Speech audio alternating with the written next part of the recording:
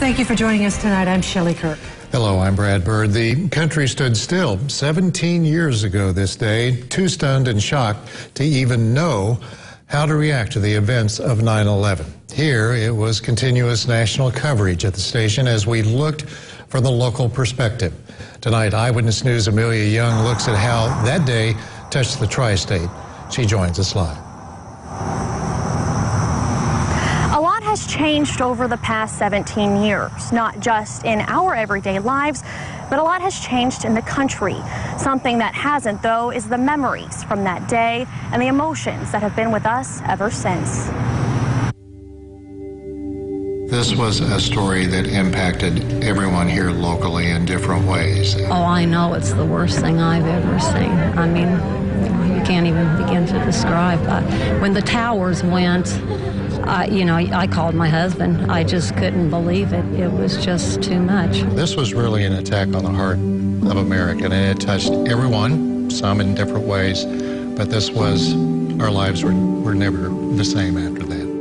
It was a time the country stood still. This, of course, was a tragedy we knew was going to mark a generation. You don't feel like you should go out and do anything that you feel like you would enjoy doing because you feel like there's so many other people hurting so bad. I don't know, it's just a real emotional time. A time we came together despite all differences. The sign that we have put up at our Burger King is to show our support for our country from yesterday's tragedy, that it does affect all of our lives and that we support everything our country does. A time we found respect. I can't pass a fireman or a police officer without crying. I don't know, it's just, I think just anybody that's human would feel this way. I think everybody feels this way. The image of those firefighters, I think all of us grew a great deal of respect for firefighters and first responders, police officers, who, as everyone was running away from the towers, they were running toward the towers, trying to save lives. And a time we would never forget.